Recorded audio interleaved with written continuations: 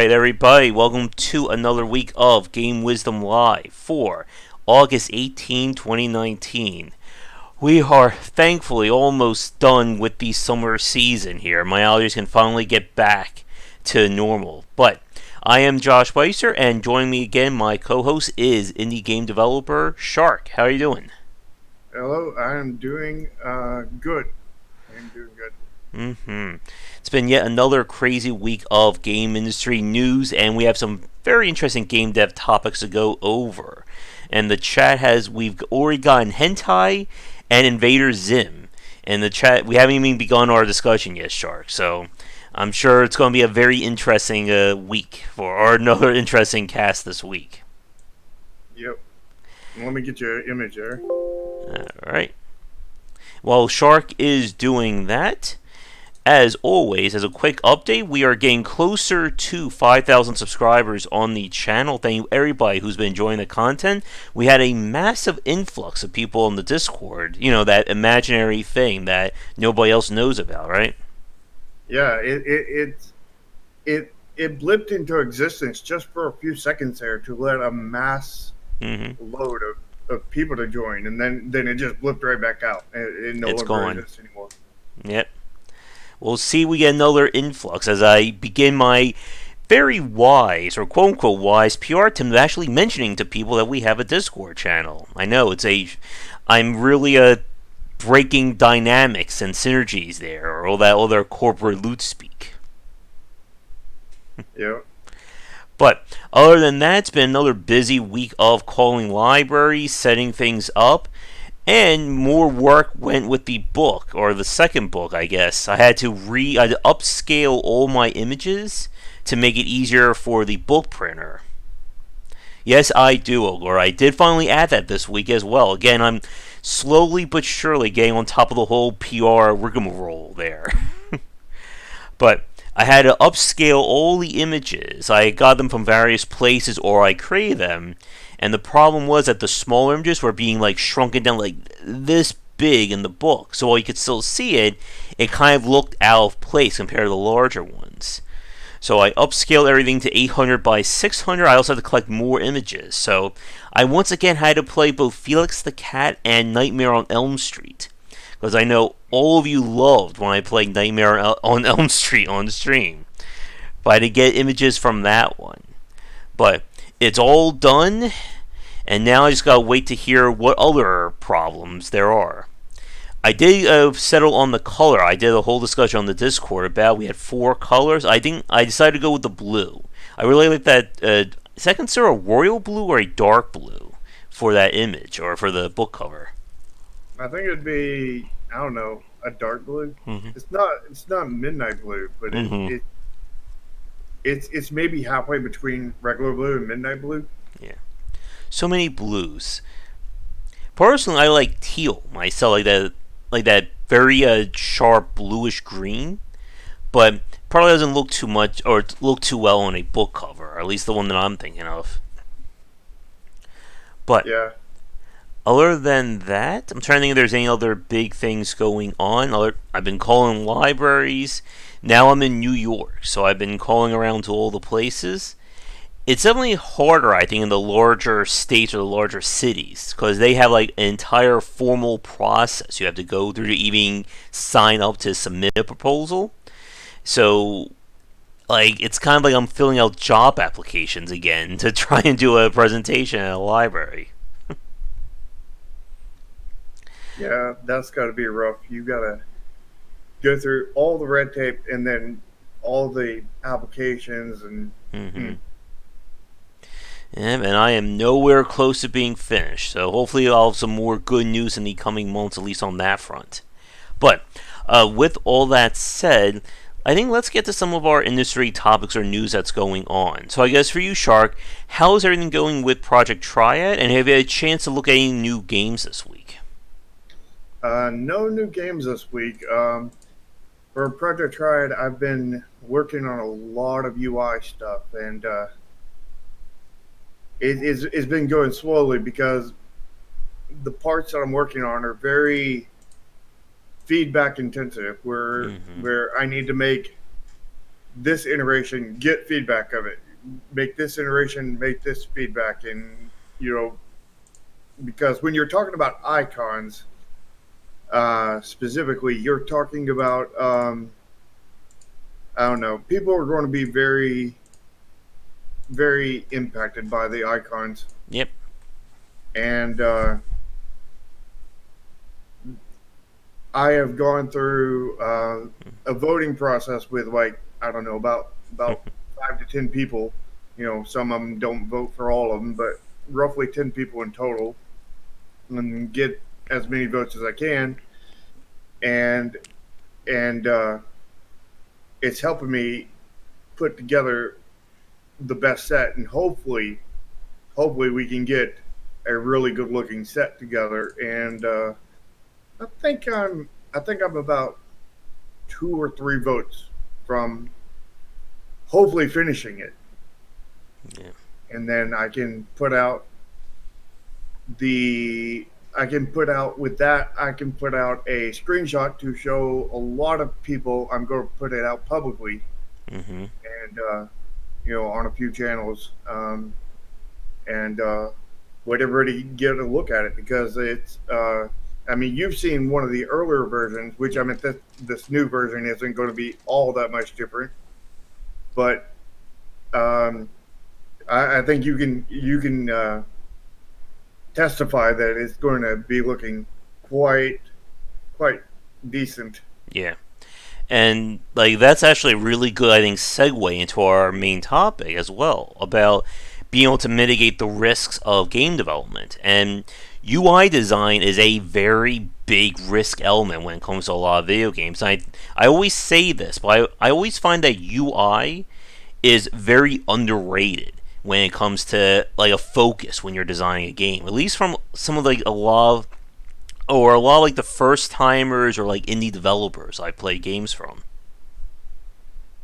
Yeah, UI is complicated. Yes. You want it to be simple, yet have all the complexity that you need.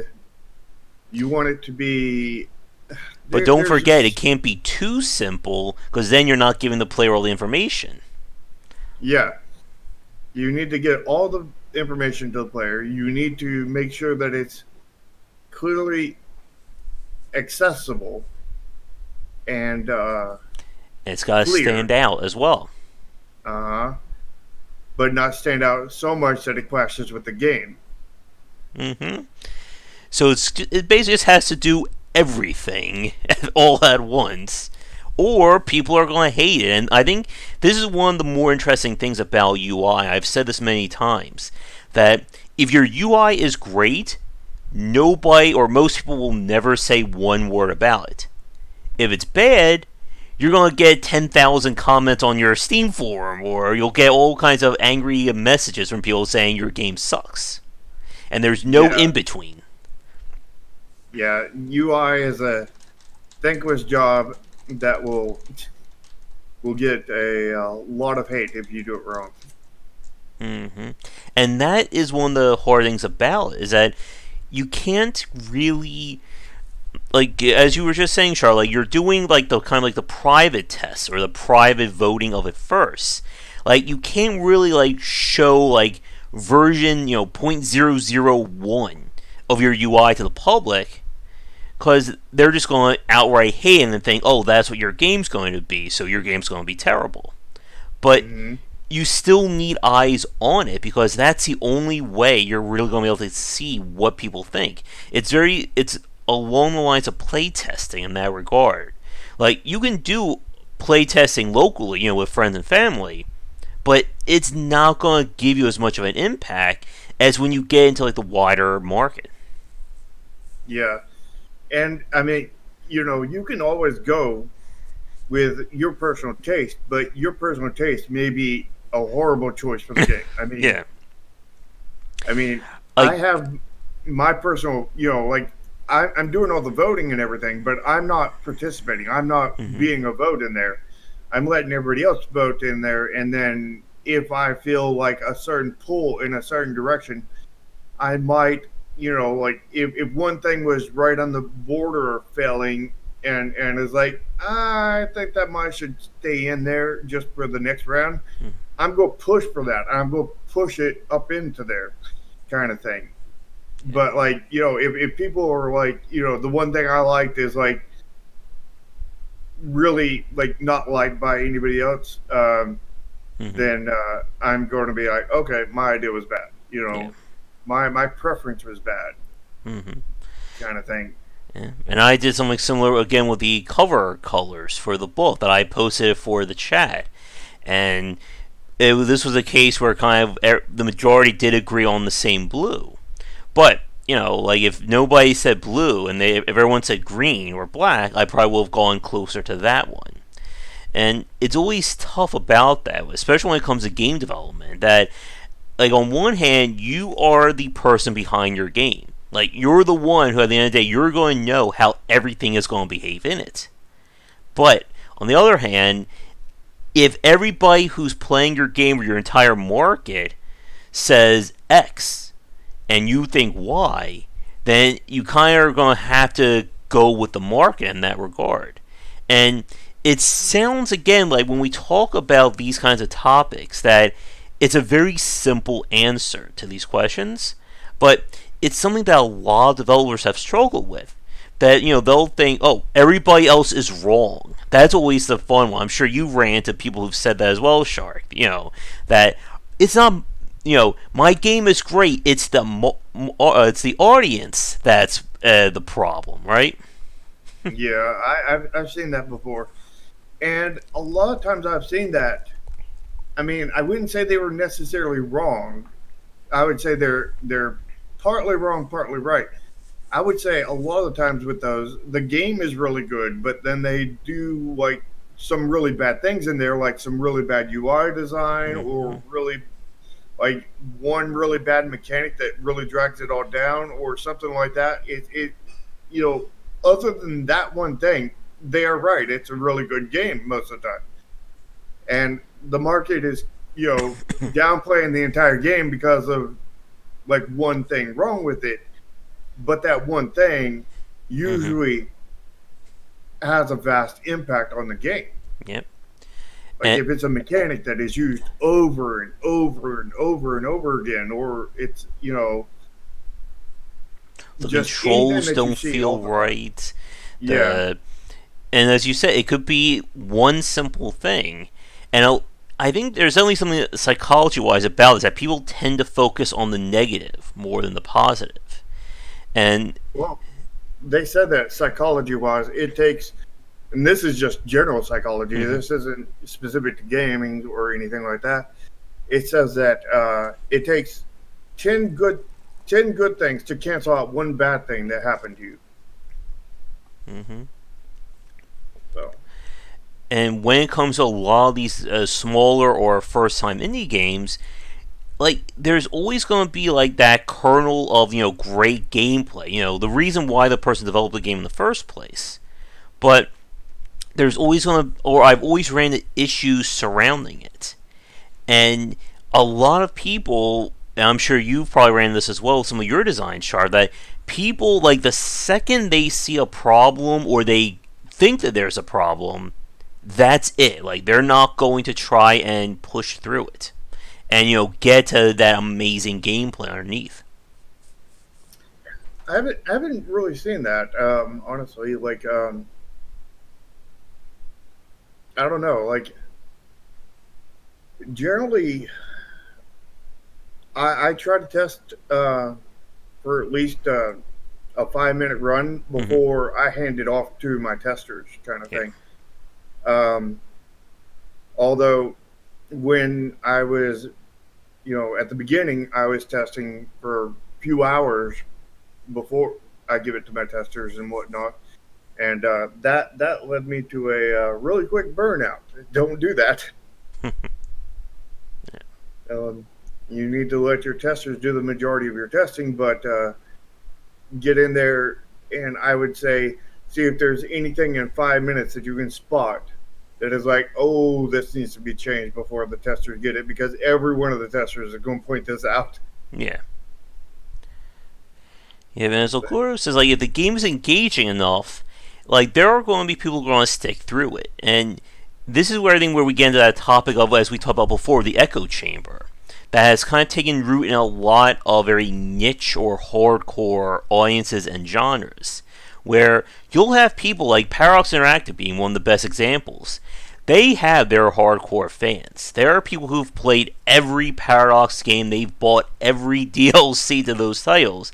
They know those designs inside and out.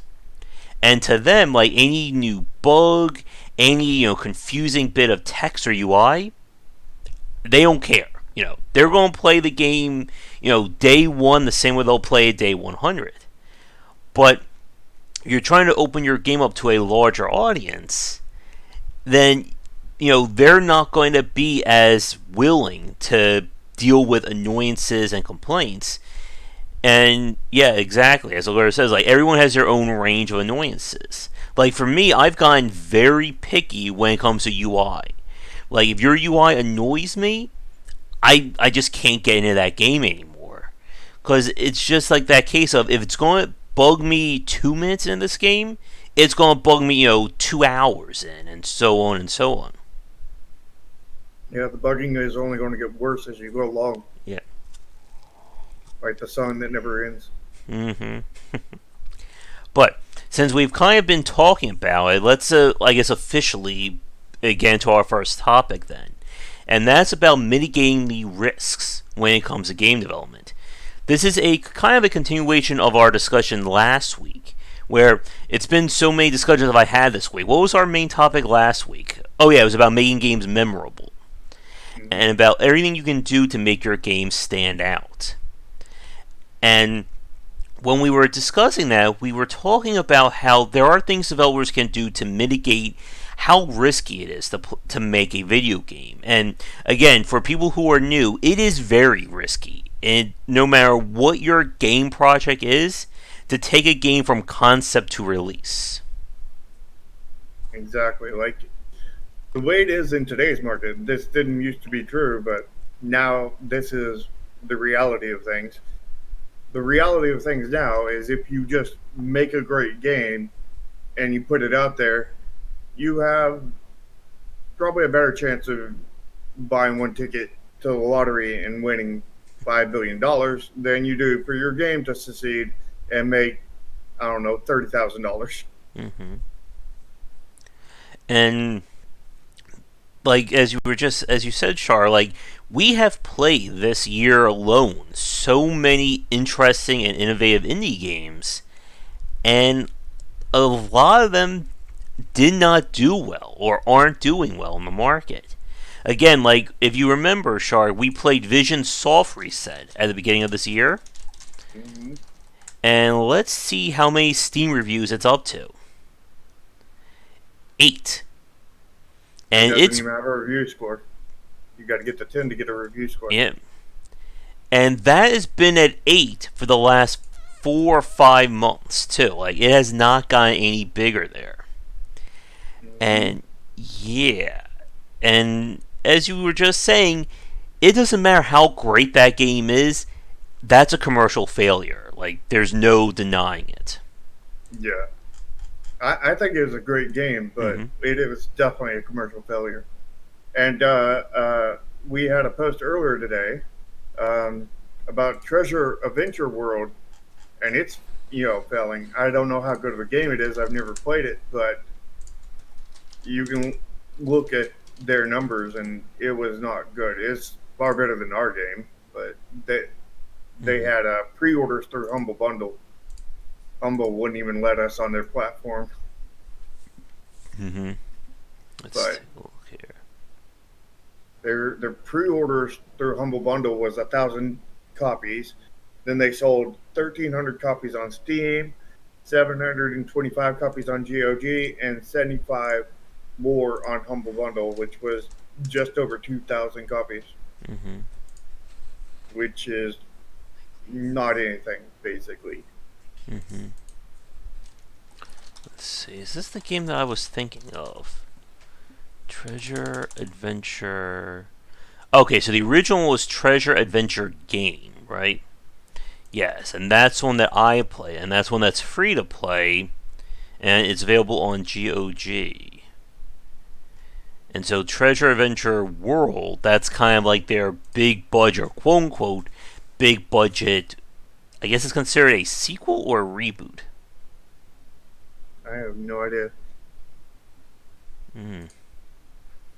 Let's see what's going on. It's selling for $9.99. So if Mm-hmm. we do some basic math, I'll get Mm-hmm. back to you on that. Okay, so it is a remake. And this is exactly something that I talked about on one of my pieces I wrote. I think I said this on either the reality of game development or making a sustainable game. That some developers, like after they've had one good game, they'll either double down and try to make something even bigger, or they'll try and do like the first game, but make it as a remake or a remaster or grow that design. Ooh, I know nothing about that with Chrome mm-hmm. Asia or anything. Yeah. Uh, So it came out like I think like 1 month apart from Vision Soft Reset too. yeah, Mm. but looking at their numbers, basically, after you take out taxes and Steam fees and whatnot, you're looking at maybe a total income of about a little bit less than $10,000. Mm-hmm. And $10,000 isn't. I mean, what can you pay for $10,000? That's what, maybe 6 months at minimum wage. Mm-hmm. Actually, I don't even think it's that much. Yeah. And Well, I it can depends on where guarantee you're you at. that that game took more than 6 months Yeah. and one person. Yeah. And the first one, I think, according to the page on GOG, it took them 2 years to make the free one. Yeah, and then they just built on top of that. Mm-hmm. Yeah. Yeah. And So they got paid roughly, probably, if it's a single developer, mm-hmm. if it's a single developer, they probably got paid less than 50 cents an hour.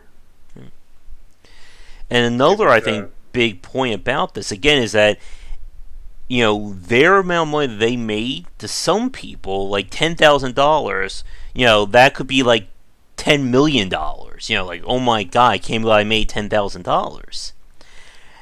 And like every game's development is different like that, and it also makes it very hard, I think, to talk about this because we had this whole discussion when we were talking about Kickstarters, and why is this Kickstarter worth $30,000 to get this game, and then this one is $70,000.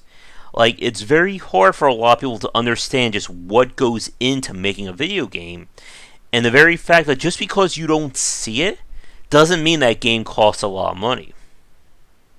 Yeah, and it's not even just that. It's amateur developers don't know what it costs to make video games. Yep. They're like, oh, we can make this game for $20,000. 2 months later, oh, we're going to need a lot more money. Or they'll try and shortchange it, hoping that they'll be able to push through it. I still remember, what was it? Too Dark, the game from Forever Now, and they got, I think, what was it, like 25 or no, I think it was a little over $30,000 for 2 years of development and a 20-man studio. Like, Yeah, something, those numbers aren't adding up. yeah. Man, those people all working for free. Mm-hmm. Good luck having them stay on because, like, I've worked with many people that worked for free, and you know how many of them stuck with me for longer than 2 weeks? Less than one out of 1,000, less than 1,000 of them. And then when you get to those that last more than 2 weeks, it's like, how many of those are going to last a month? Mm-hmm. Yep. Yeah, and not very much in the way of getting free employment. I mean, it does happen. Like, it definitely does happen. I mean, my teammate Monkey is a good aspect of that. He's been with me for, I think, like 4 or 5 years now. Of course, we're both not getting paid anything. It's not that I'm getting paid anything and he's getting paid anything. We're both co-founders Mm-hmm. and we're both not getting paid. Yeah. And when it comes to game development, as we said a few minutes ago, that a lot of people forget about the marketing side, but we also talked about the UI earlier. Now, in terms of, I guess, like our main topic when it comes to risk mitigation, I guess for you, Shark, and I'm sure any developers watching, you can leave a comment as well. What do you feel are the biggest risks when it comes to designing a video game?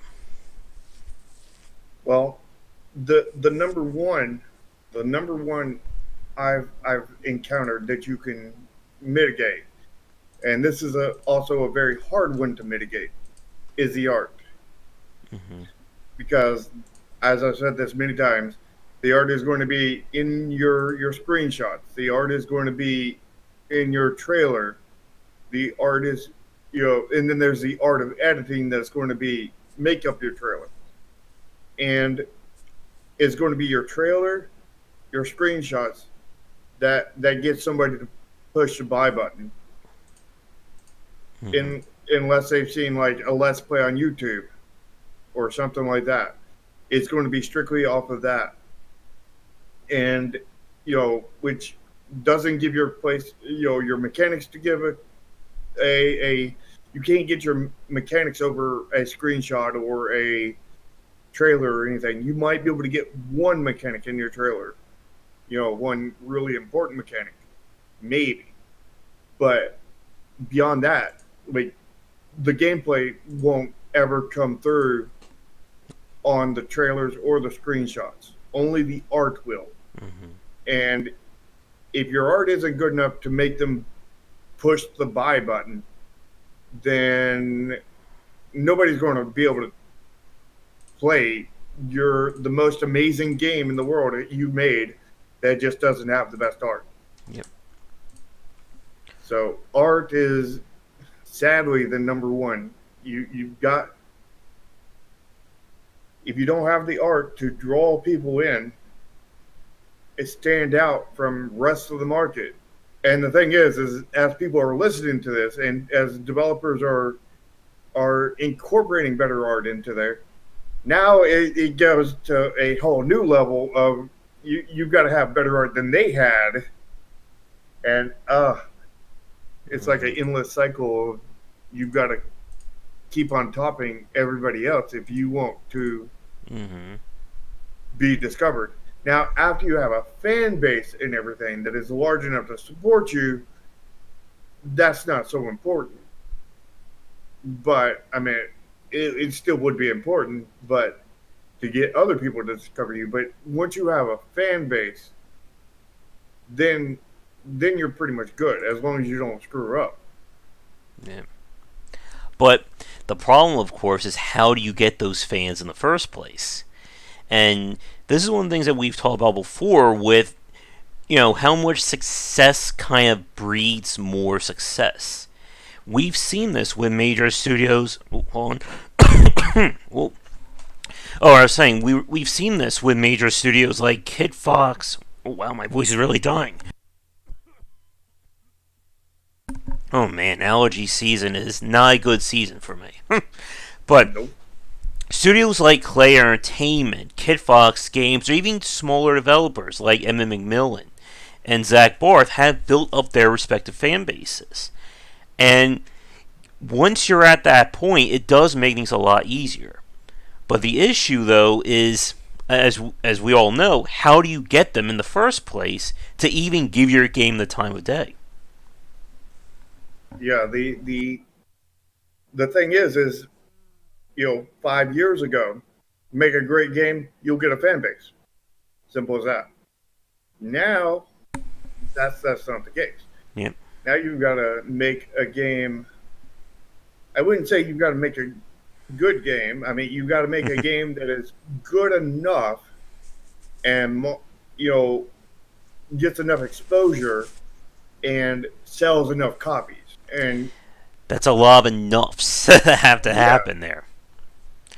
And like this is only like the very weird thing. So as you've been saying this the last few minutes, Shark, about in the past you just needed a good game. And we've seen developers who have been around for a long time kind of get by. Like Jeff Vogue being one of the quintessential examples of this. He's made, of course, a living out of Spireweb software and kind of classic CRPG design. And the one thing that I've always wondered is how well does his games do for a contemporary audience? If we were to put somebody who's never played those games down and let them play a game from Spireweb software, are they going to love it or hate it? And I just don't know the answer to it. But he has certainly, and on the podcast I did with him, he has made enough to live off of his games. And that is kind of like one of the high goals for independent development. Mm-hmm. Getting enough to live off of and continue making games. I mean, that's the real indie goal right there. Yep. I mean, to go beyond that would be amazing and great. And I wouldn't say that every indie developer doesn't want that, but the goalpost where let's give a sports analogy. You're playing football or whatever, this or let's do baseball actually, where once you get to where you can support yourself and keep on making games and everything, that is a home run, right? Mm-hmm. It is past the line. It is a home run. Now then, there's no developer ever that did not want to just smash it into the solar system, into the sun, Yeah. Everyone, like we've said this, everybody wants to be the next Minecraft or the next Stardew Valley or Five Nights at Freddy's. But, like, the developers who only think about their game on that front, I think they tend to burn out, like, the quickest in the independent space. Because you can't really have every one of your games be Minecraft or have that level of success. I mean, hell, Mojang didn't even have that with their second game. As we all remember, Scrolls. That other game that I'm sure everybody here has played, as much as Minecraft these days. But yeah, I don't think any game has ever had that. I think every one has only had one, unless you count sequels. Yeah. To that one, but I wouldn't really count that. But as iterations. But as we said, for a lot of developers out there, just getting that one game is kind of like the major goal. Again, like something like Five Nights at Freddy's. If you remember the story, Scott Cawthon has been making games since the 90s. How many people know about those games? Probably very, very few people. How many people know what Five Nights at Freddy's is? I think everybody. Again, like the wildest thing was I saw people doing sketches of Five Nights at Freddy's hanging up in my allergy doctor's office. Like that was one of those very weird moments there. Yeah, it's you. In my opinion, as a developer, you can't be going for that one game that is going to be wildly popular. Because there's no predicting it. And I think that's a point we need to kind of hammer on, or we have to drill down for people watching. That while your goal is certainly to make a game that's successful, you can't be thinking about, I think, sustaining yourself in the market as only being the, do or die, YOLO, I'm going to spend, every one of my games is going to be a 5 to 10 year, epic struggle, and it will be this amazing game at the end of it. I'm going to, oh, here's another example about risk mitigation. Don't take out a second or third mortgage on your house to try and fund your game. That's very risky. Or first one. Yep. And again, like, it's one of those issues that we've talked about before with the romanticizing of game development. Because the examples we've named so far, Minecraft, Five Nights at Freddy's, I'll throw another one, Cuphead. These are all games that were developed as very much like a all in kind of thing. Like this was the only thing from that developer or from that company. So if it didn't succeed, the question is what happens to them. Now, I think with someone like Scott Cawthon, I think he's been developing games long enough to. I don't think he probably bet everything he had on Five Nights at Freddy's. But the same couldn't be said of the Cuphead developers. And as we've said, people will look at Cuphead and they will only see the amazing success of that game. They'll see Microsoft, coming in, and I think they either bought the studio or they kind of became the publisher of that game. And it took off, it's successful, developers are happy and great.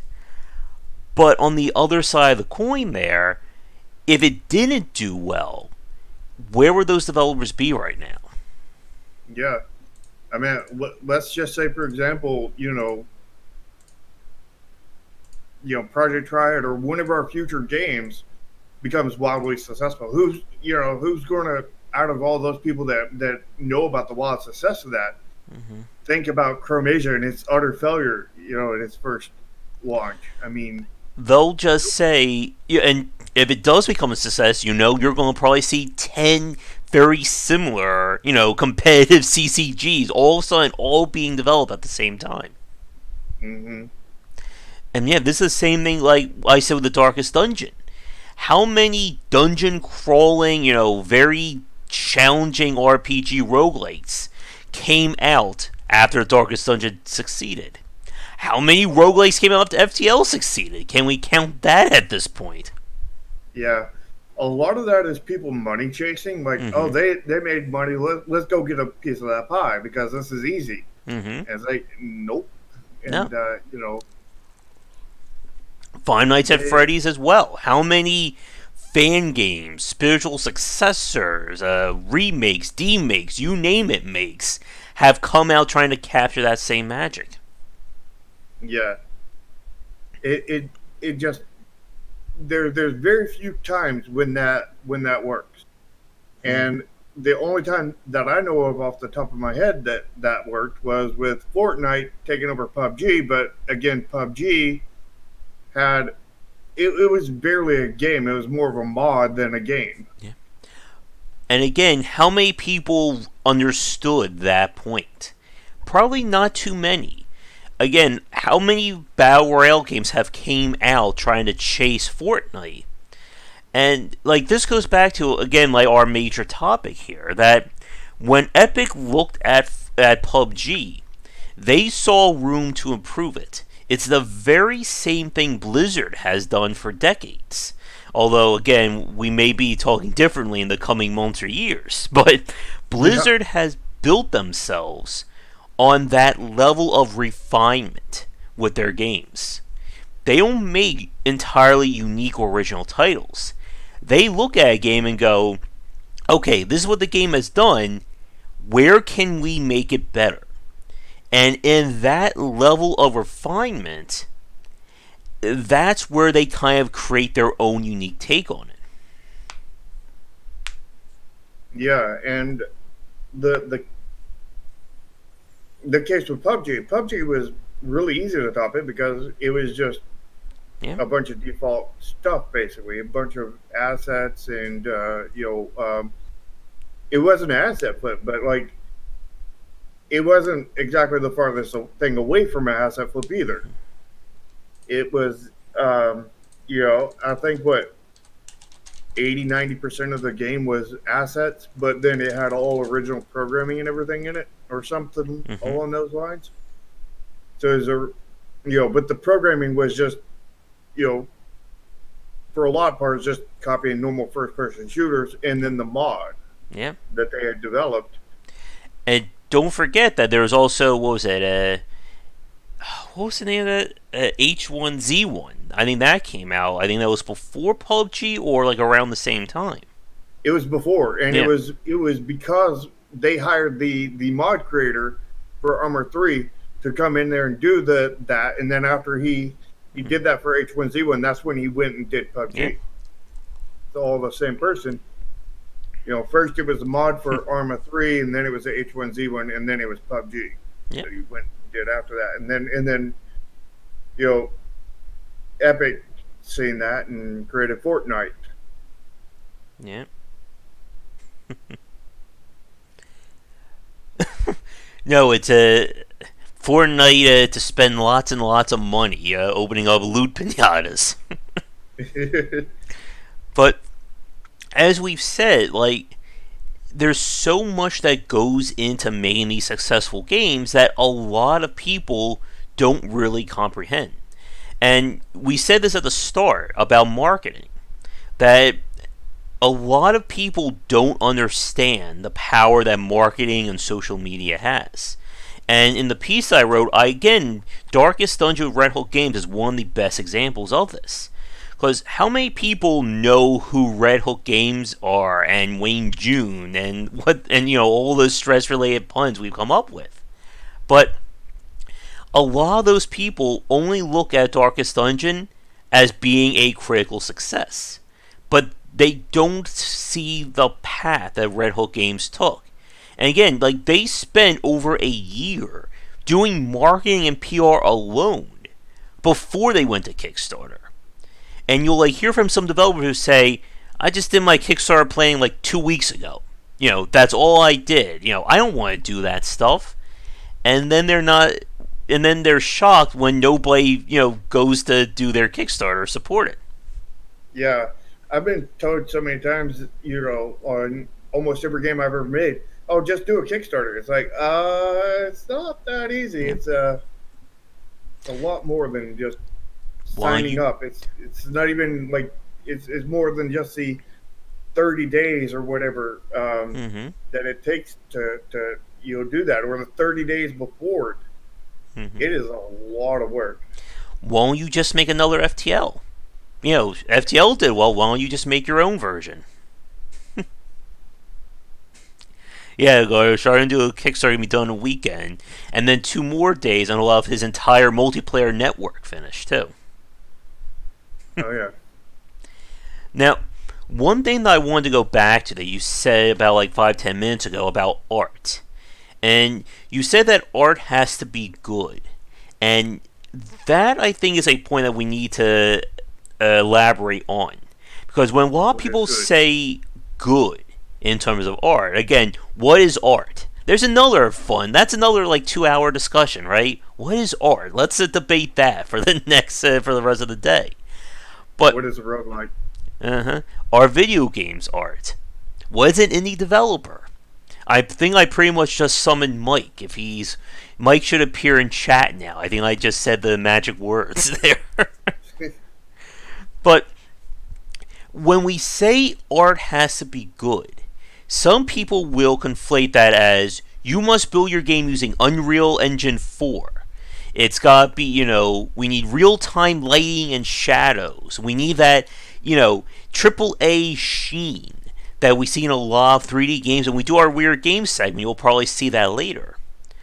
But, like, Mojo's point there, if it's not visually pleasing to the eye, like, again, it's very hard, yeah, to talk about what makes something look good.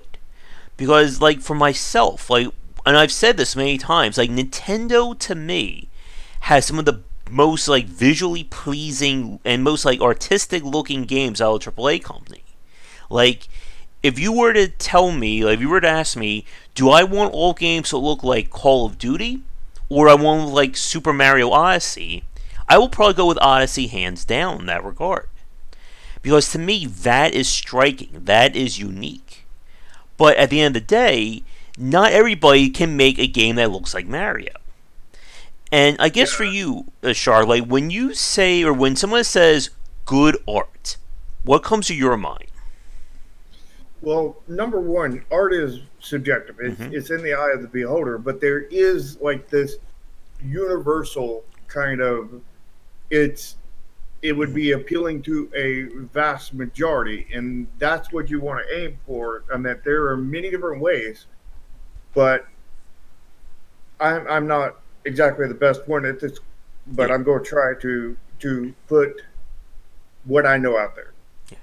Basically, there needs to be style. It needs to be something. I mean, like I would say the art of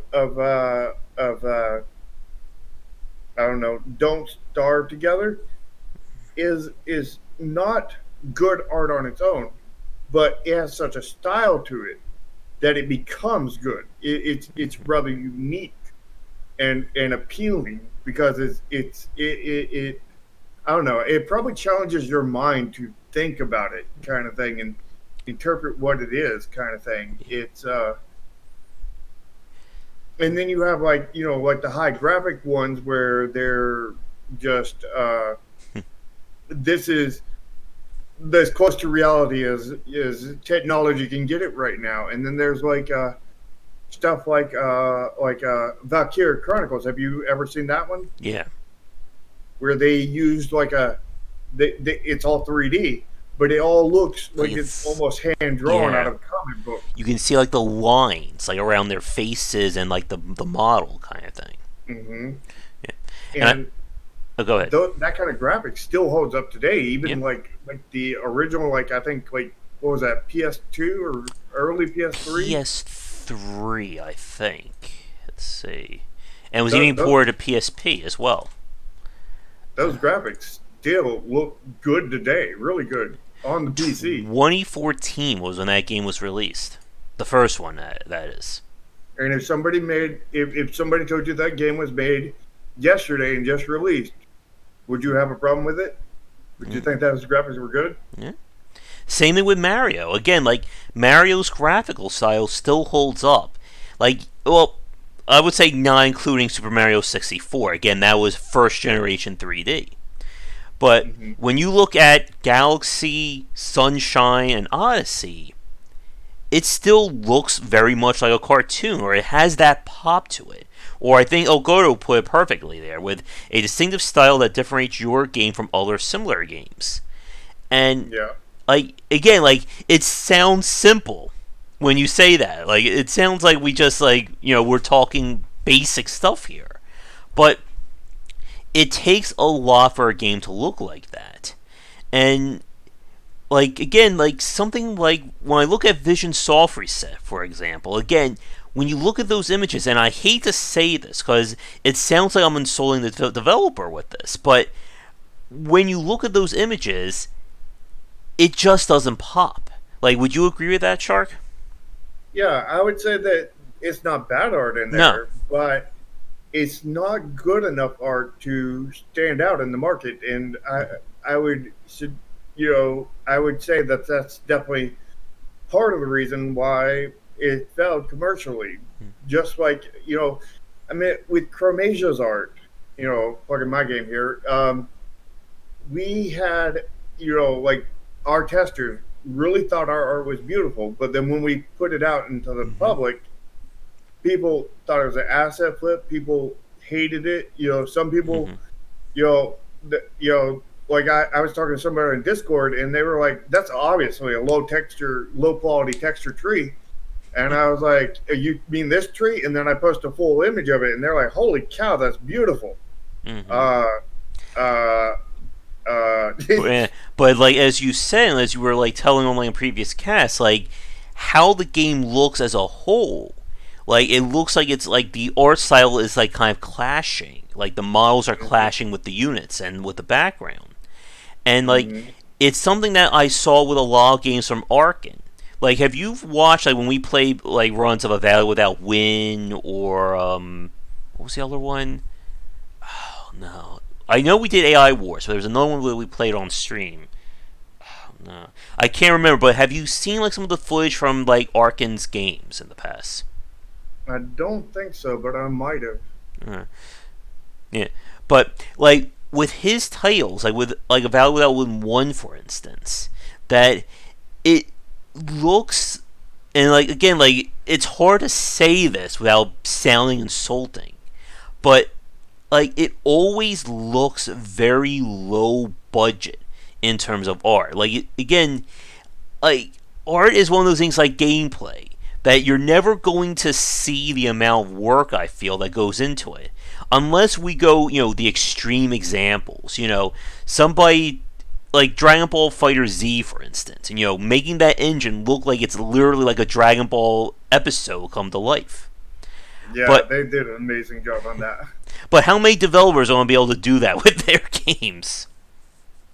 Only one so far. Hmm. And like getting back to Ogoro's point, like I think like the goal is that the game needs, as he says, the game's art needs to stand out to the point that it becomes almost immediately recognizable, whether it's from the game, the studio, or by both. Like again, like Darkest Dungeon. You show somebody a screenshot or show someone like that image of the guy like holding his head and screaming like he's going insane, that's immediately striking. Like, and once you've played Darkest Dungeon, that's from Darkest Dungeon. Like, it will never leave you. Yeah, you could even argue the same thing happens with like when certain artists carry over through games, Mm-hmm. like with Play. You Yep. look at Oxygen Not Included, and you look at that, and you can see Don't the Starve, or even yeah. Invisible Ink as well. Yep. Mhm. Like, and like, here's my tangent. Again, it's not a game wisdom cast having at least one tangent.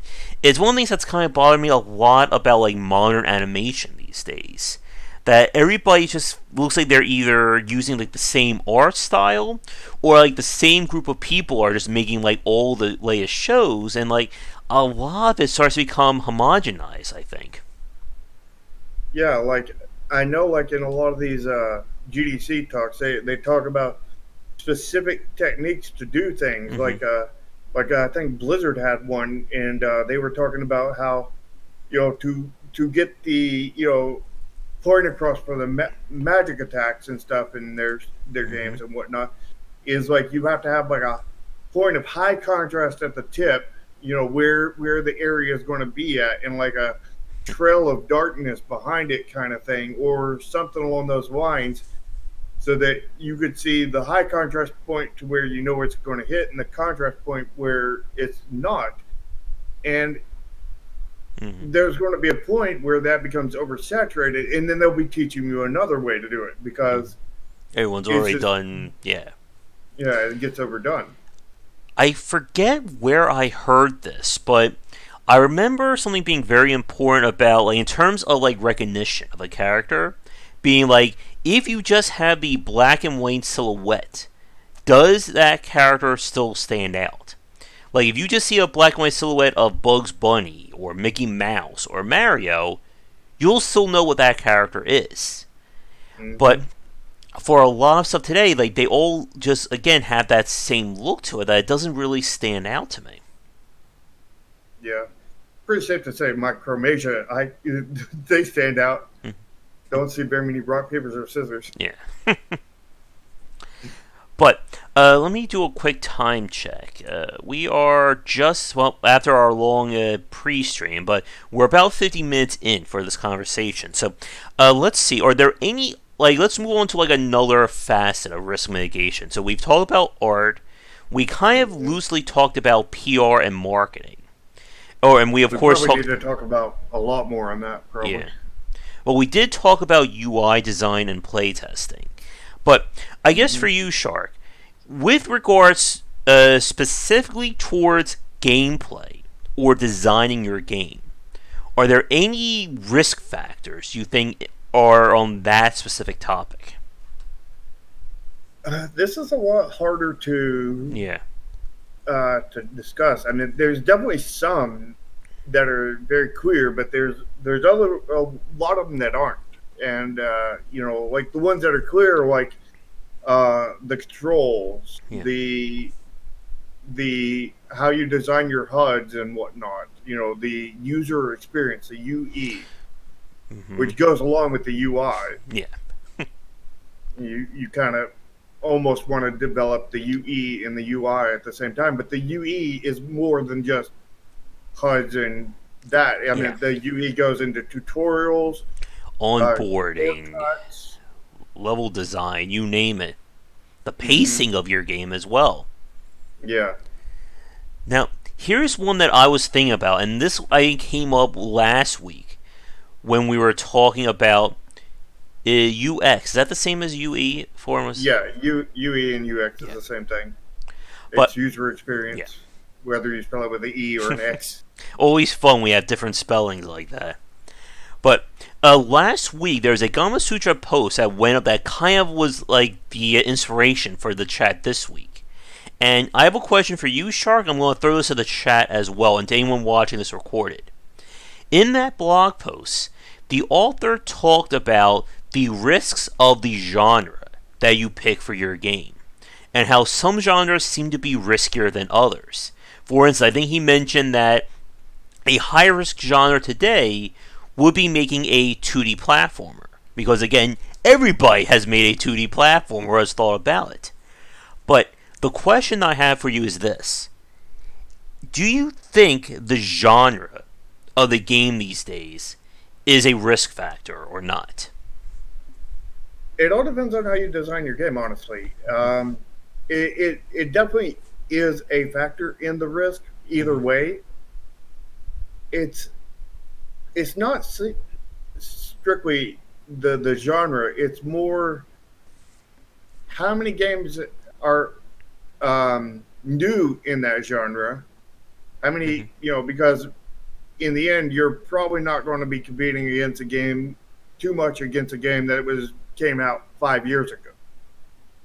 You're more, competing against, the games that were released in the last 3 years, Mm-hmm. kind of thing.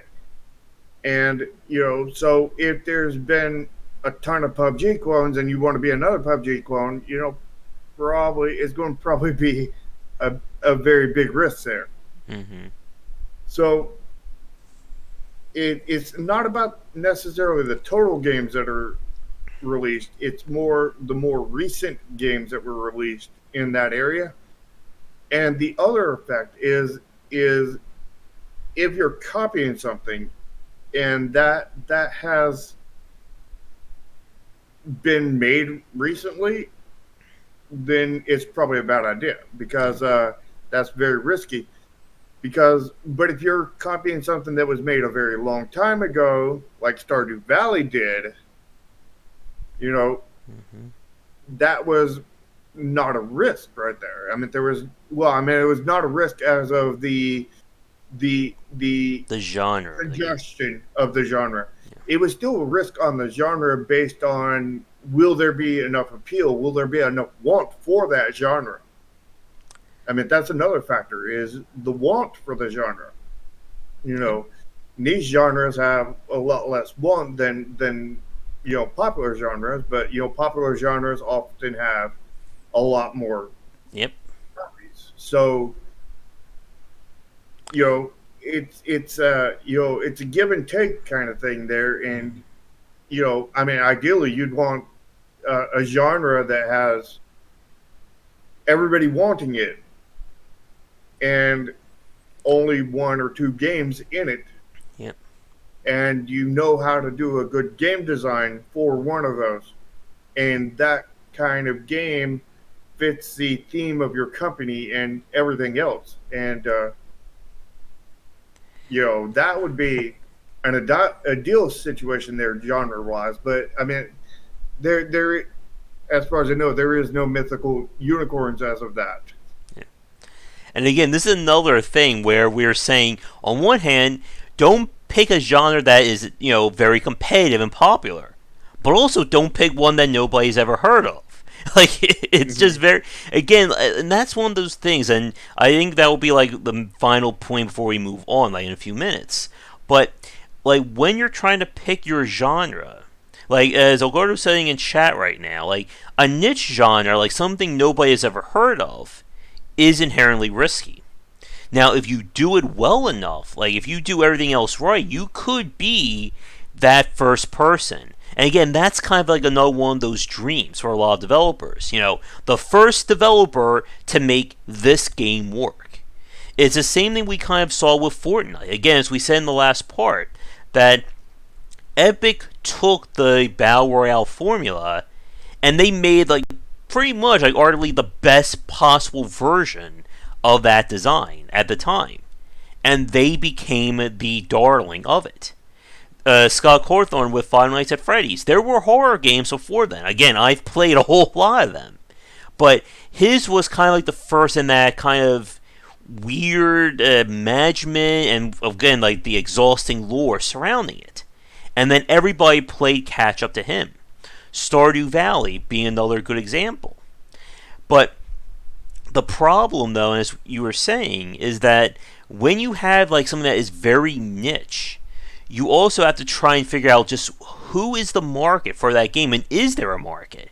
Because, like, you may think you have this amazing idea, but if only, let's say, 30 people are interested in playing it, then where are you going to get the funding for it? Now, in some cases, you can take something that's very niche and open it up. And again, that's another conversation in of itself. Well, I'll tell you what we're personally doing on that. I mean, like with Project Triad, I meant, you know, grid-based card games is very much a niche. Very much a niche.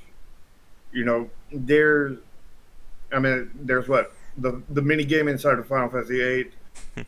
There's I think that's the only true example of that. I mean, there's some kind of half examples. There's some kind of card game, I forget the name of it off the top of my head, that does use a grid, but it's more of a tactical RPG card game than a grid-based card game. You know what I mean? Yeah.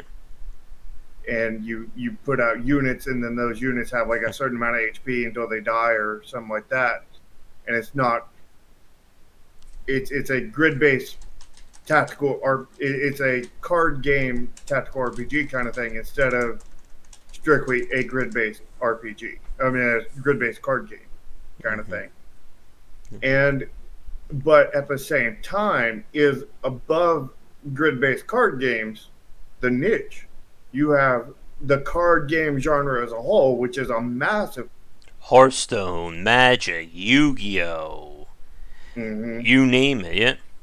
And that's another, I think, point that a lot of developers will try and do, is they'll try and figure out, okay, there's a popular genre. Is there a niche, or is there something unique that nobody has done in that? And I think going back to the platformers, that's kind of what we saw with games like not Rez. I'm thinking of Rez after we're talking about Invader Zim, but Fez, Braid, the Swapper, like those kinds of games all have their own unique take on the platformer.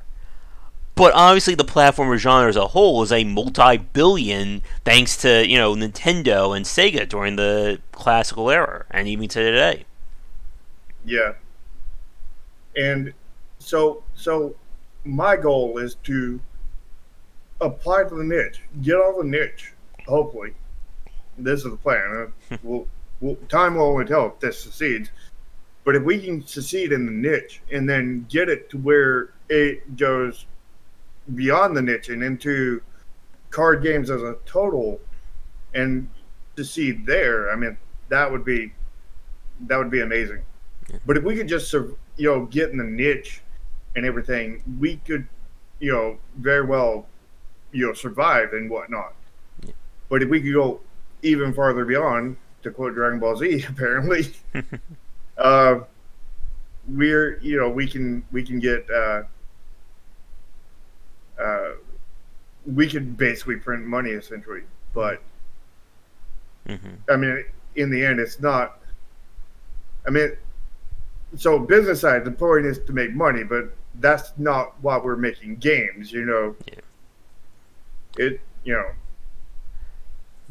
So, I mean, if we could print money, I mean, that would just make it work. If I could print money, that would be nice too. Yeah. Yeah. Let's do that right now. Let's let the government know we'll print our own money, and they won't have a problem with that. They have no problems with counterfeit. Yeah. I want to go back to what Algodo said a few minutes ago about games today blur the genre lines, because that's another very fascinating topic about this. That developers are experimenting with combining these various gameplay loops. Again, multiplayer meets RPG progression sounded crazy, but it's been the backbone of the Call of Duty franchise success for the last decade. Again, everything from combining XCOM style games. We're seeing stuff like, again, the Mario plus Rabbids game.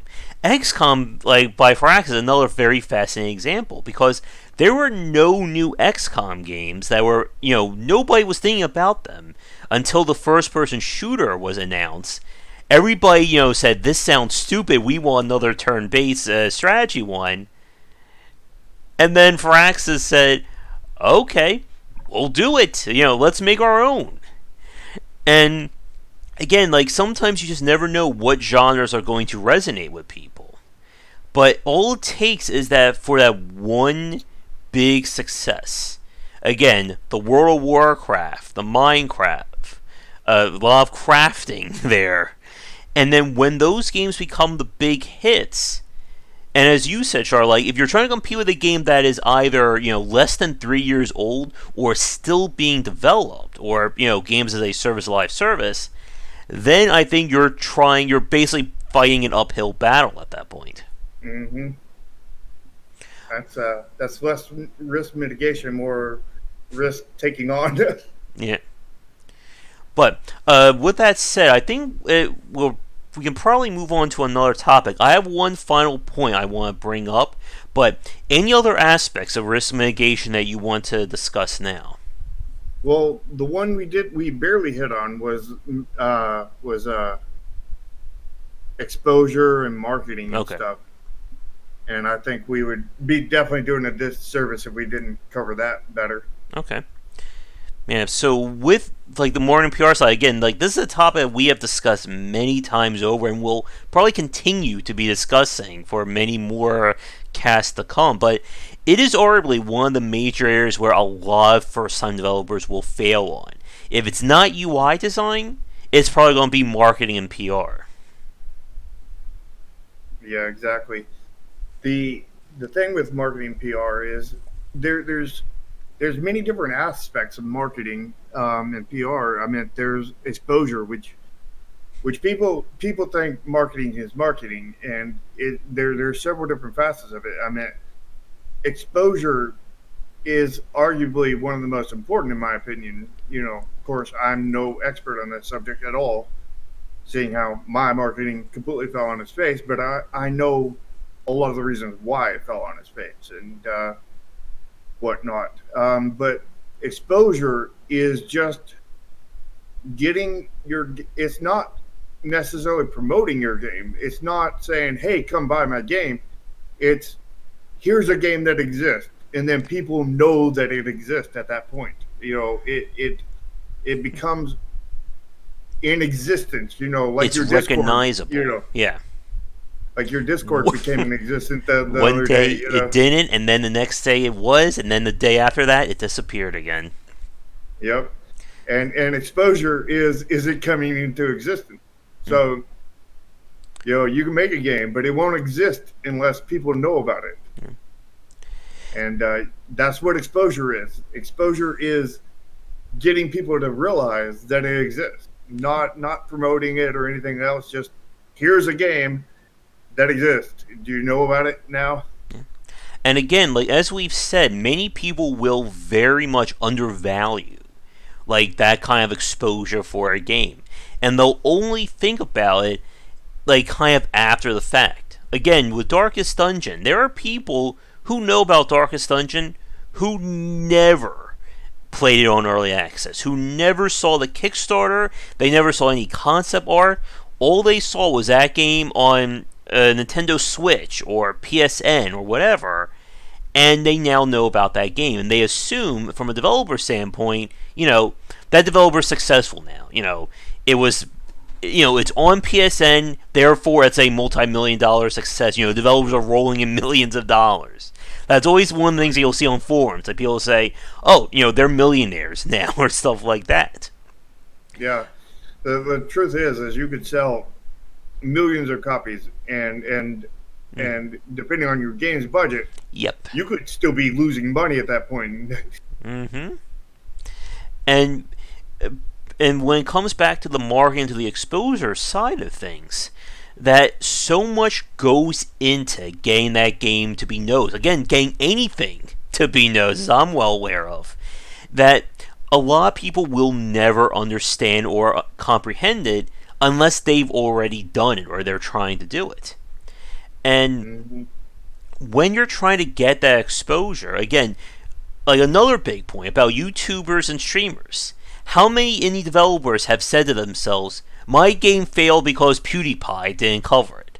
Or Markiplier, or, Dr. Disrespect or Ninja didn't play my game. That's the only reason why I'm not as successful these days. That would be exposure, but that's not the only reason why. Yeah. At least in most of their cases. But the point is that those massive steps, again, big name coverage like that, that isn't the marketing. The marketing is getting to the point when your game gets that exposure, that people know about it. And this is why, as you were saying earlier, like with people who just immediately say, just go to Kickstarter. Okay, well, how many people know about me to actually get that kind of success on Kickstarter? If only They'll, 30 they'll say, people know about me, how am I going to get them the money for succeeding? they'll say that anybody can search you, and they can make the same argument for Steam Mm-hmm. and see how well that works. Yeah, because everybody will just randomly type, what were we saying last? If you name your title Google or Google News, yes, people are going to type Google News in or whatever. That doesn't mean they're going to find your game. Hmm. Or again, don't forget about the titles that have like very weird names. We said it last week. People who put numbers and ampersands and exclamation points in their title. Yes, it's going to stand out. How many people are going to spell that properly? Yeah, who's going to be able to search it? Like they could see your game and be like, "Oh, that's awesome! I want to buy that game," and then they look all over the internet and nobody can find it because they can't spell your name of your game. Don't forget, like, there's bonus points there if you have a great game, but you don't have a website. Like, there's literally no way to find you to even get in touch with you to find out more about your title.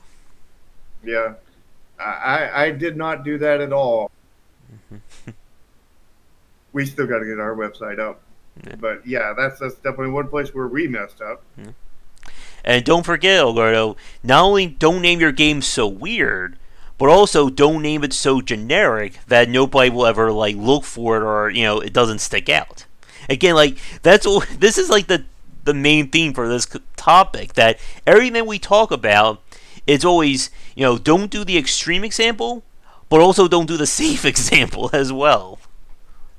Yeah, it's you've got to do a safe extreme example. That's the perfect. That's our lesson for today. Be safe, but also be extreme. There Yeah, you go. it's like be cold and be hot, but don't be warm. Yeah.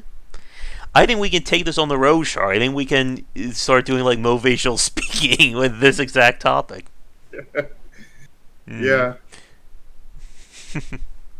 You want to be hot and you want to be cold, but you do not want to be warm. Do not mix the two flavors together, but you've got to put it all into one name. Yeah. I feel like we're getting to like 1984 double speak here. Yeah, exactly. Yeah, and like with like the marketing side of things, again, like so much of like the success of marketing, it's very hard to understand it because you never know. Again, who is going to find you or find you to be like your pitchman? Again, like with what I do with Game Wisdom, a lot of the people who have become the regulars here, they could have found me from any number of places. It could have been on the YouTube channel. They could have found me on Twitter, on Gama Sutra, Medium, you name it. So you never really know. But you also can't just restrict yourself to just one thing. Yeah. I mean, I found you because of word of mouth. Yeah. I found you because It's that very... Board Fan. Yeah. Board Fan said, "Hey, you should check out these videos," while we were developing Chromasia, and I checked it out, and it seemed like you knew what you were talking about, and it's like, yeah. And I now know Tomo because you told him about me. Yep, exactly. It's, again, like that very crazy, like the whole 6 degrees of Kevin Bacon kind of thing. No guy who knew a guy who knew a guy, and somehow we get there. And, Yeah, like... and Go. I met Tomo because I seen I had seen some kind of cast that said that they were on that said that this is like the lowest price Epic Tavern was ever going to be, and it was on my wish list, so I went ahead and bought it. And then I think I seen a Discord link in the game, or I seen Could have it been. somewhere else on the internet, and I was like, okay, I'll join the Discord, see what's going on, kind of thing. And that's where I met Tomo. That's how I met him. Yeah. And I think like when it comes to marketing like this, and maybe I don't know if this is an agree upon or not, that it seems like if you're going to do marketing in multiple places, you have to kind of give them all like the same fair shake. Like you can't half-ass it in one spot. Like for me, I'm really debating about getting rid of the Facebook side of things because I'm never really on Facebook. I don't use it all that much, and I don't know if I can really do as much with it as I do with Twitter, Medium, and Gamma Sutra. Yeah, same thing here on my Facebook side. Like it's hard enough to Yeah. maintain everything else, and like Facebook just isn't yielding much. Even though I hear tons of things from developers saying that Facebook ads does amazing, Mm-hmm. but if you aren't buying the ads, then Like I've heard uh, people tell me much good. go on Reddit, or go on Instagram, and like it's one of those things where like it's worked for them. I'm sure it has, but like can I really dedicate the time to get into that level of success? The same thing with Twitch versus YouTube. Like I've had the Twitch channel up, but I haven't done anything in it in years, other than like those emergency streams. But Yeah, like, can I really, you know, do as much on Twitch as I do on YouTube? And most importantly, can you do all this stuff without letting other aspects degrade at the same time? yeah, it's a mess. I mean, like Reddit, you have to like they have all these rules that you can't self promote, but Oh God, you yes. have to yet self promote to do your channel, and you have to do all kinds of other stuff, and like it seems almost like a science to post your own stuff on Reddit, and it's like I don't know Mm-hmm. what to do. I just never touched it, Yeah. And and like, I know like other game developers that got banned because they didn't do the science of oh yeah, I got Reddit banned a right. few times on Reddit too. Yeah, and like this is like one of the things I'm running with because as you guys know, I'm doing a lot more with contacting libraries throughout the day. So I'm spending 2 to 3 hours a day on the weekdays calling libraries for my presentations. That's 2 to 3 hours I could be making more videos or writing posts on game wisdom or doing more tweets and all kinds of other stuff. Like again, there's only 24 hours in a day and you're not going to be active for that whole time. Like the more you put on your plate, the less you can really dedicate to each one of these things. Yeah, And I know I've been slacking in some areas. That's the problem. But it's that case of, is this going to help me in the long run? Then I need to, lay that foundation down. yeah, and like Kit there, said is basically you have to wait on Reddit until you have enough audience, apparently, which would make sense, but like it's like how do we get the initial audience Yeah, in? the whole cart before the horse. It's the same very much thing that I ran into with Patreon. I've had my Patreon for about 5 years now, but the majority of the people who've donated or the ones who are supporting me like heavily, that didn't happen until at least the last 2 or 3 years when I started doing more on YouTube. And again, I know the reason why. Because I'm not established. It's at a point of, here's my patron for all my fans who support me. Oh wait, where are all my fans? Who knows me right now? Yeah, and with our past game Chromasia, we released that, and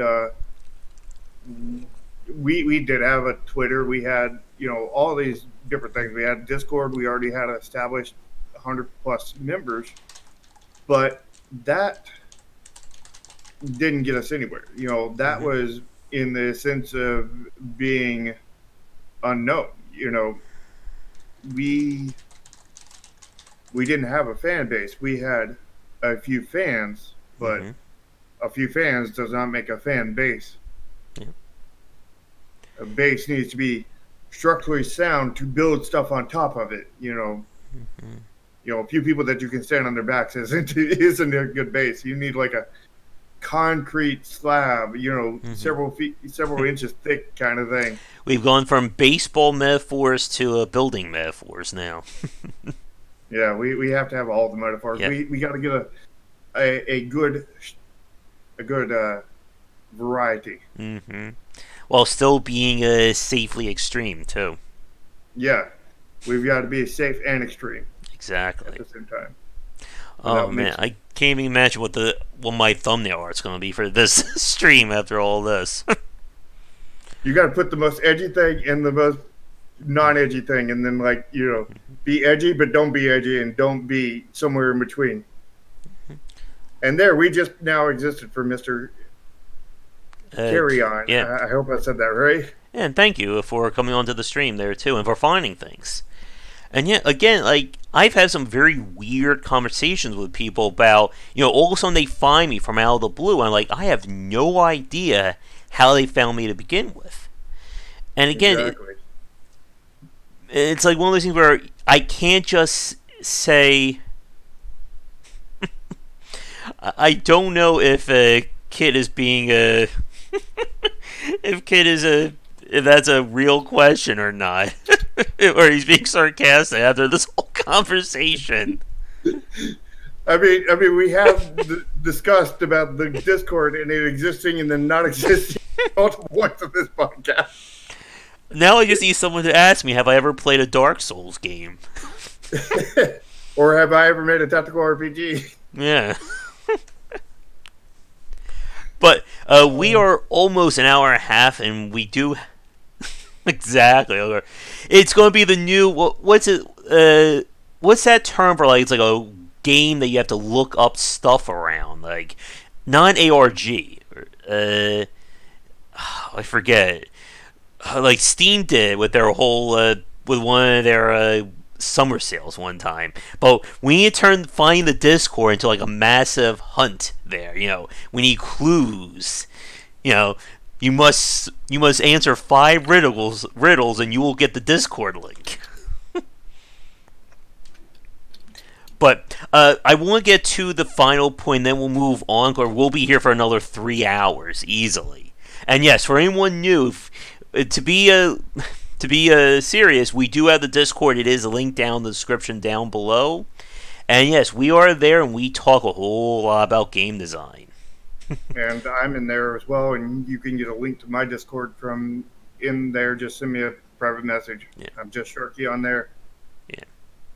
But the final point I will mention, again, this one could even be its own topic, and that is at the end of the day, when we talk about risk mitigation in terms of video games or game development, there you go. That at the end of the day, no matter what you do, it is always going to be risky. And I've said this many times before. You can do everything right within your power. You can have an entire fan base lined up. You could have done playtesting for years. You have your perfect game. You have all the marketing done, and there's still the chance that it can fail. Like everything that we've said over the last hour or so of this discussion about marketing, playtesting, UI, UE design, you name it, that still doesn't guarantee success. And it's one of those very hard points. And again, like why many people will look to popular games and genres to base their game on. Because it cuts down on some of the risk. If you know everybody loved Stardew Valley or Harvest Moon or Darkest Dungeon, you're kind of, stacking the deck. We have some more metaphors here for the stream. But you're already stacking the deck at least a little bit in your favor, as opposed to saying, I'm going to make a competitive CCG open world universe roguelike battle royale game. And I will do that in 2 years. Yeah, and the problem is when you're going with a like a genre like Darkest Dungeon or whatever, you're stacking your deck in favor of you, but you're also stacking another separate deck against you. In There's the fact multiple that decks, people. now that they're you're going to be compared to them and you're going to be Mm-hmm. competing against them, unless it's an old enough game that nobody's played or that not Mm-hmm. nobody's played recently rather. Yeah. But even with that said, you can't just literally take another game and make it your own. Again, like so many people try to be the next FTL, but FTL is still right here. It's still popular. So why should I play your FTL like when I have, the original still available in my Steam library? Hmm. But It's yeah, it's back to that. You're stacking one deck and you're mm-hmm. stacking the other deck. One in favor, one in against, and it's that you're stream and you're safe at the same time. Yeah.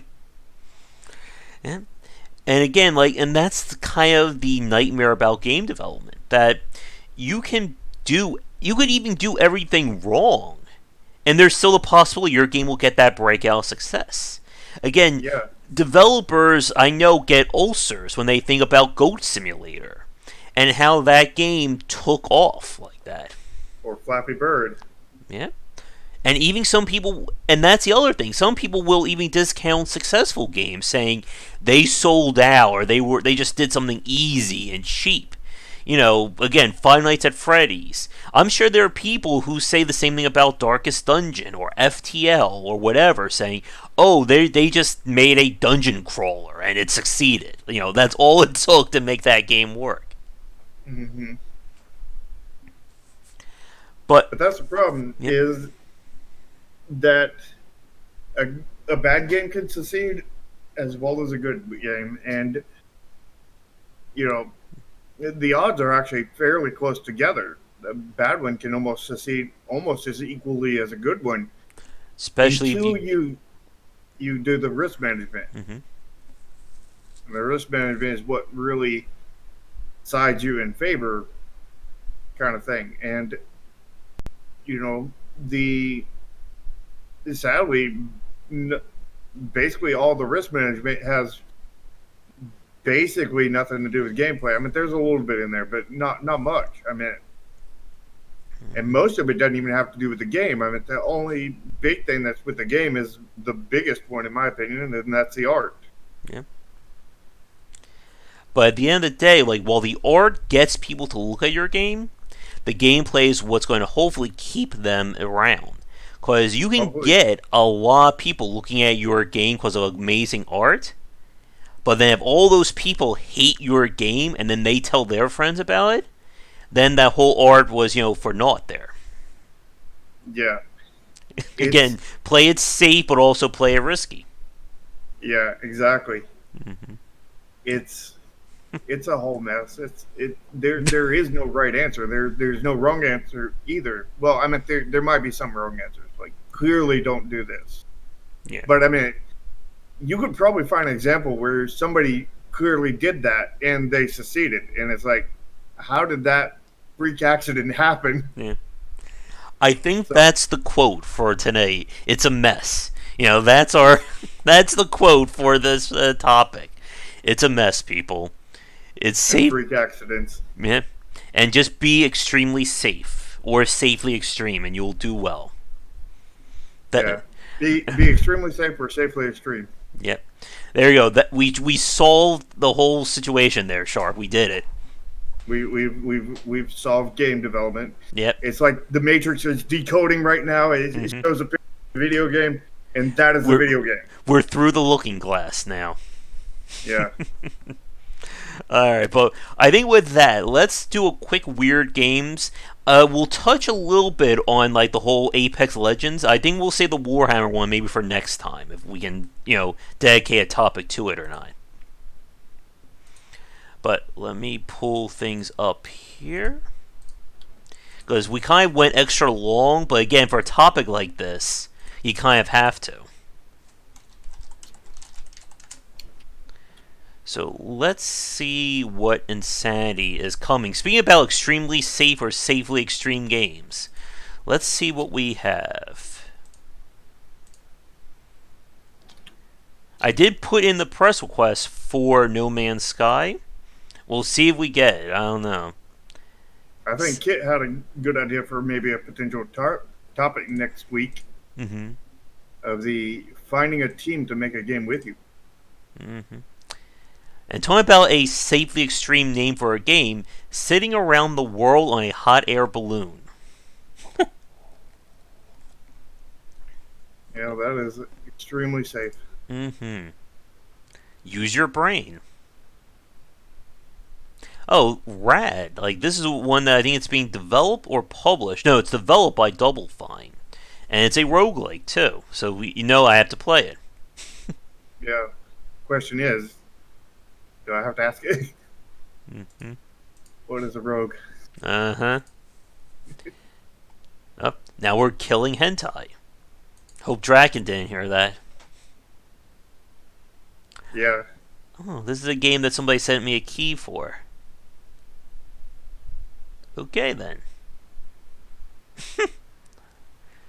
Oh, good. A little meditation. Wait, did someone tell me about Switchblade? Or was it a different one? Oh, good. A side-scroller beat-em-up platformer. That's also a Metroidvania. Yeah, that's not a ton of genres. No, it's not. It does have some PUBG in there as well, or some Battle Royale. They need to make it first person or third person. Yeah, yeah. They can zoom in the camera and make it a third person. Mm-hmm. Oh. And here's an action-adventure roguelike that's also an RPG, similar to The Binding of Isaac and Rogue Legacy. That's a lot. Wait a minute. There's a lot of rogue in this one sentence. Roguelike, roguelike, roguelite. Whew. It's all of the rogue. They know what the rogues are, and they That, have all of them. but speaking about what we were just saying in terms of like a visually striking game, that pixel art actually looks really good. Yeah, yeah. And again, Weird Games just emphasize this. All we're seeing is Mm-hmm. art, animations, and trailers. This is what we have to judge a game on. Yeah. This is why the art is so important, and that game looks so visually appealing art-wise Mm-hmm. that I would say that this one has a good shot at succeeding. The same thing with a lot of those games from I think it's Lazy Bear. The Punch Club, that other game Mm-hmm. that we play that they're mechanically I have major problems with, but you cannot discount how amazing the art looks in those games. Yeah, the art is freaking amazing. I wish I could hire their artist. Hmm.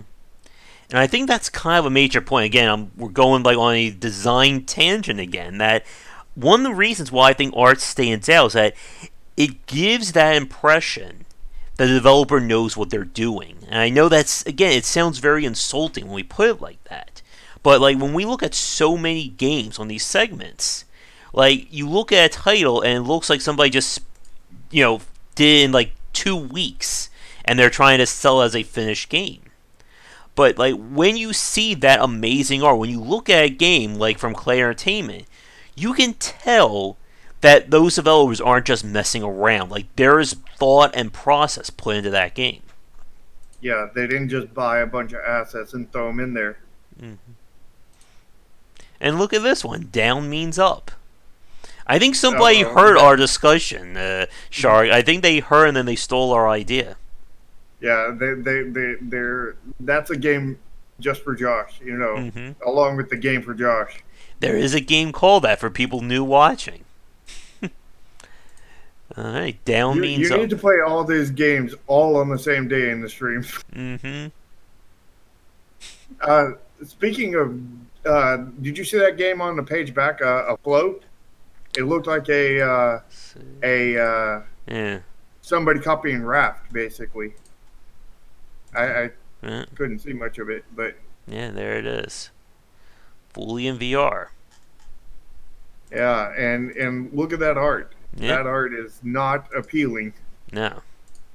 And again, and like this is the sad part because we've seen games that had amazing gameplay, but terrible art. But yeah, how again, like you can't convince someone that your game is amazing if in the same breath it looks like something that was like put together through Unity assets. yeah. Let's just make the assumption that that game afloat Mm-hmm. is like Raft, but 1,000 times better, right? It's like the most amazing game ever.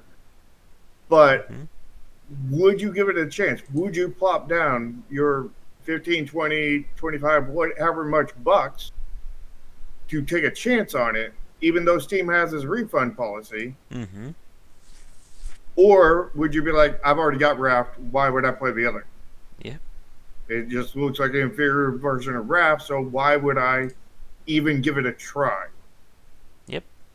And there's nothing in a trailer really, besides showing off art and maybe one mechanic, and there's nothing in a screenshot besides art to convince them to hit that buy button. Yep. And if they don't hit that buy button, you could have made the best game in the world, but they ain't gonna try it. It's like when you're a little kid and you hate vegetables, and there's nothing you Mm-hmm. know if what you're selling looks like a vegetable, it doesn't matter if it tastes like a pizza. It doesn't matter if it tastes better than a pizza. If it looks like a vegetable, a kid ain't going to want to touch it. Yeah. And now I'm Oh, getting Nathan. hungry too. Now we've gone into the food and Yeah. getting Josh hungry. Yeah. And welcome, Nathan. And like talking about again having a fan base. This is the game Steam Birds Alliance, which on one hand it may not look like oh my god I must buy this game just from these screenshots, but when you look at the developer behind it, it's from the co-developer of Realm of the Mad God, and that was a very famous game right there. But if you look at the screenshots, while it's not the best graphics, it has a lot of impact in each Mm-hmm. of them. You can see It you it can see like pops. the bright particle effects and stuff everywhere. Mm-hmm. And I mean that definitely draws your eye. Where it's not just completely unappealing. There is stuff that does draw you in. Yep. So where this isn't like the best graphics, it still draws your eye. And just like look at the game next to it. Yeah, someone pulling the president. I'm very afraid to click on that. And I then would be bomb too. bowling. That sounds like an interesting name. I wonder if that's what that one's about. Yeah, but again, look at these screenshots. Yeah, not interesting looking graphics, that's for sure. But it looks kind of like almost a Flappy Birds or what's that pig one? Piggy ball No, or no, pig the one. Green Pigs. I think it's made by the same Angry developers. Birds. Yeah, Angry Birds has the pink pigs. Flappy Bird's different though. Yeah, Yeah, it kind of looks. It's reminding me like the Incredible Machine for some reason. Maybe because I'm so used to like kind of. basketballs being used in that game. Yeah, it could be a really interesting game, but the visuals do not appeal. Yeah. And it could be an amazing game, and I bet you it's not going to succeed because of the visuals. And now there's a game called Sexy President, which I'm even less likely to click on that one. You know you want to click on it. Draken wants me to click on it. A lot of the chat wants you to click on it. Yeah. And like, what is this? Okay. Forbidden Punch. Prepare all the chads of the planet. What? What? What? Wait. How can it have two main endings and two alternate endings? Will it just have one main ending and three alternates? Apparently. Ooh, nice music. I need to make a game that has 8 main endings and one alternative. Mm-hmm. That'll make a lot of sense. Okay then. Where you're fighting a whole lot of guys named Chad, apparently. A Summer with the Shiba Inu? What? Is this a visual novel game? Probably, yeah. It's a Oh, visual novel three game main. about Oh, ducks. look, three main endings and then 10 plus endings. Okay then. And this is still coming out this week too. That's the best part. Make sure you pick that one up on day one. Mm-hmm. You are apt. That's good to know.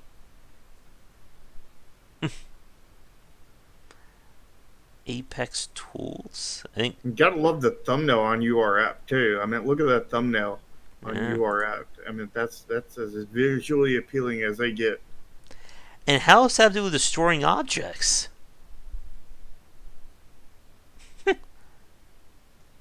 The name I does mean, that's not. kind of it.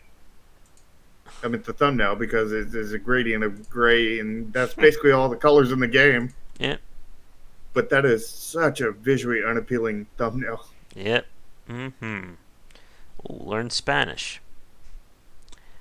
Age of Grit. All right.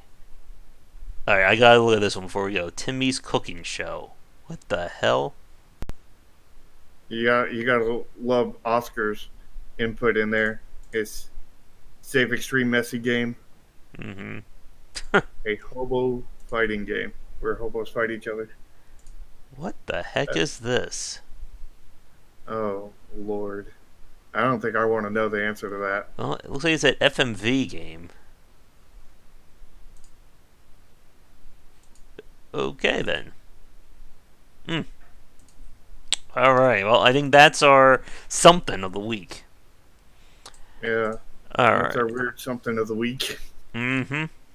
All right. So very quickly, there is one topic. I think we'll just spend like 15, 20 minutes on it just because I don't think there's a lot more we can really get into.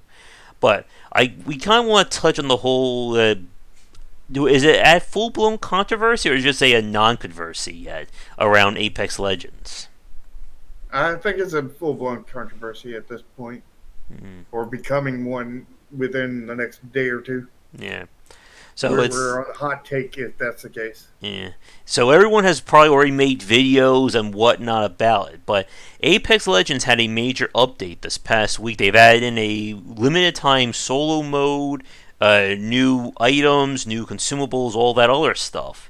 And the new solo mode comes with a very heavy grind to it to unlock some kind of super rare legendary axe or something along those lines.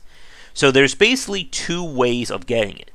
You either have to earn it through a loot box, or you have to complete, a very, challenging, very grindy list of objectives. And of course, you're under the gun because it's a limited time event. Now, here's where things get very interesting. So, Apex Legends does not feature random loot in the sense that you can get copies or duplicates of the same thing when you open up a loot box. And that's great. That's something that we've talked about many times. The downside is that the axe is explicitly designed to be the very last thing if you buy the loot box. So you must buy everything else in order for that axe to drop. It's not at any percentage chance, even if it's like 0.0001%. So the problem is that people have said that if you want to buy it, you must spend, what was it, $170 or something like that on everything else to then get that axe. Yeah, essentially what they have is it is a loot box system. It's just not your standard loot box Mm-hmm. system. It's where if you get a duplicate, it just automatically re-rolls and you never actually see that item. And that is great. That's a really great idea. Yeah, it doesn't fit every game. I mean, it wouldn't fit Project Triad, for example, Yeah, because you would want duplicates. because you have your card economy. Mm-hmm. But like for Apex Legends or for a game that has set loot or set values, that's great.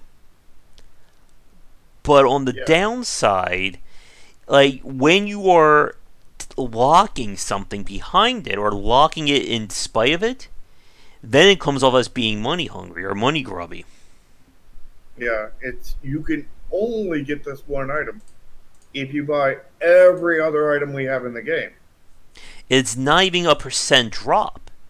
And that I think is a very I we need to summon Ramin. If we each say Ramin's name like 3 times, maybe he'll show up or something like that. But Okay, on the count of three. You uh, ready? One, two, three. Ramin, Ramin, Ramin, Ramin. Ramin, Ramin. I'm expecting the lights. You know, it would have been amazing. The lights just like flickered for a second. We did that. We can add it in post. There we go. But the problem with this kind of system again is that it's not even like an example of getting lucky. Like that's one of the major points of a loot box is the idea that you could get that amazing item. Again, economy systems in these kinds of games live and die based on that. That there's a chance, even if it is like, and I've seen this with some of the mobile games I've played, that they will say there is a 0.0001% chance of this happening. As long as it is that minuscule, people will still want to do it because again, everybody wants to get the jackpot on the slot machine. With this system, you literally can't do that. There is a 0% chance of you getting that axe. Until you get everything else, and then it's 100% chance. Yeah. But again, to get everything else, you either need to do the whole level of grinding or you pay $170. Has anybody figured out if that's even possible to grind that much? I don't know. That's another really good point. Again, one of the major issues For Honor faced was that, yes, you could play the game for free, but to get everything in that game through regular play would take 3 years, not counting anything else they would add in. So it gets to that point of it's free, but is it really free at that point? Yeah. I mean, they could have made it where this limited event only lasts 2 weeks, but it would take at least 3 weeks to get it free. Or you could complete the majority of the content, but you may still have to spend $50, $60 for that axe. Uh huh. And here's the thing, and this is a question Shark and I were trying to look this up and we couldn't find the answer to it. Is this axe 100% cosmetic? Or is there an in-game advantage to it? Because I certainly don't play Apex Legends enough, and I know Shark doesn't. Because if it is pay to win, that's bad. If it's just cosmetic, that may even be worse, I think. Because then you're just spending $170 for a glamour item. Yeah. I think we have a term for this. It's a safe extreme. Yep, there we go. We need Either to. way, I think we it's need a to safe extreme. implement that phrase in every one of these casts from now on. We do. We do. We have the new meme right there. But like with something like this, like this is an issue, and again, like this is a topic in of itself, and I think we do. I may need to actually legitimately get Ramin back on for this about how do you properly value an item in a free to play or a monetized title. Because again, people have spent ridiculous amount of money on these kinds of games. They have bought, hats, shirts, capes, glowy effects, you name it. But it all has to be priced properly. Nobody, people will spend, $1 or $2 on a crazy hat. Would they do the same thing if that hat cost $180? Probably not. Yeah. It's. I mean, the way I see it. Excuse me. The way I see it is to do something that is customer friendly, right? To do things Mm-hmm. the right way, you would need set odds that are decent. For example, Project Triad, something I'm planning on it is like when you open a card pack, you're going to get let's say, for example, this is not Mm-hmm. what we're doing, but let's just say example, which was like Magic, Mm-hmm. where you get one rare, you get one full card that can be any rarity, Mm-hmm. and maybe an ultra rare kind of thing, and you get like maybe three uncommons and seven commons. You know exactly what you're going to get in every pack. You know that you're going to get these exact rarity of Mm-hmm. cards and whatnot. Now, the specific card of that rarity, you don't know what you're going to get, and I think Magic the Gathering does this or something similar to this. That it is just they print off every card, one copy of every card of that rarity on one sheet, and then they're cut up.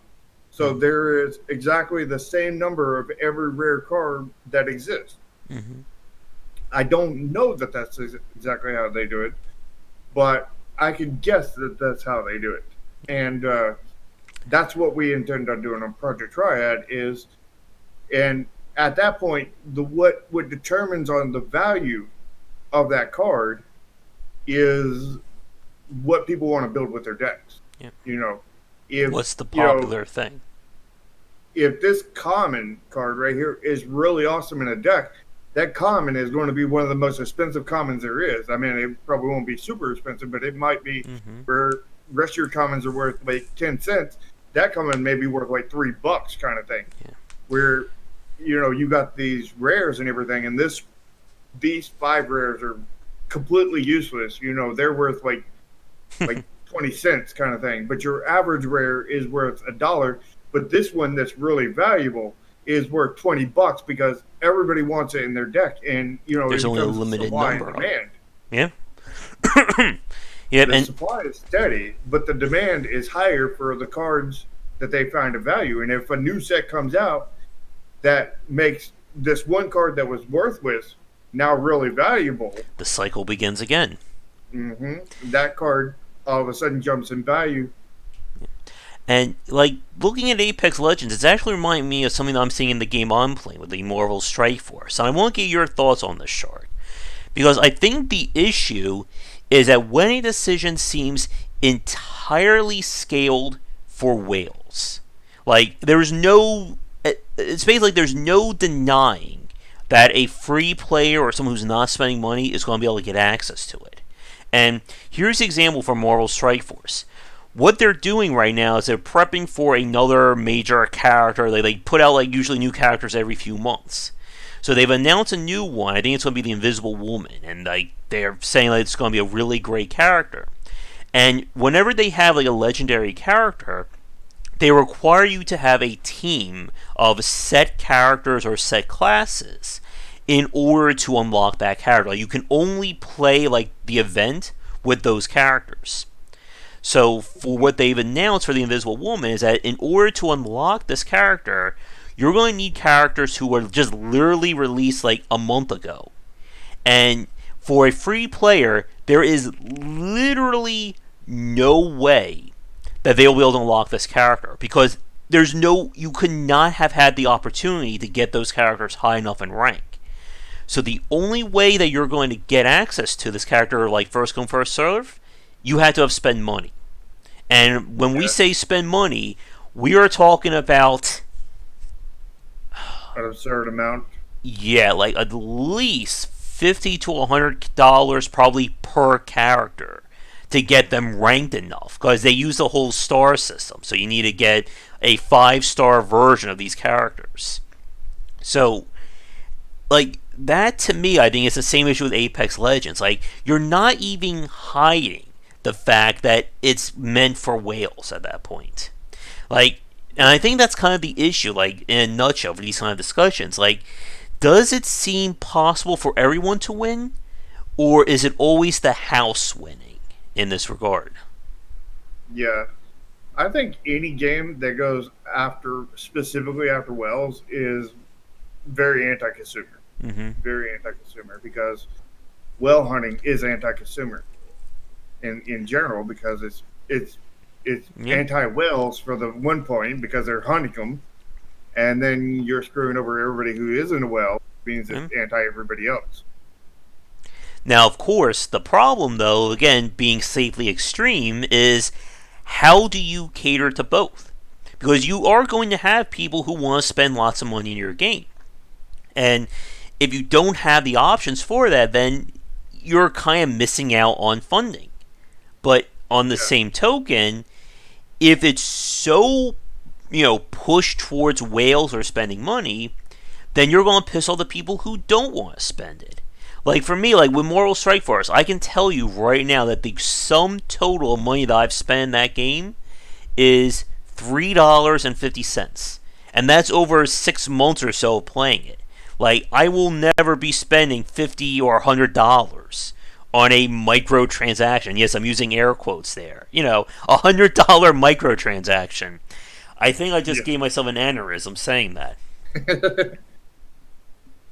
That's one count for you. Yes, but The yep. the issue is that when you're hunting whales, when you're doing all those kinds of things and having these microtransactions, it's just anti-consumer. Mm-hmm. Where you have to have stuff for them to buy at the same time.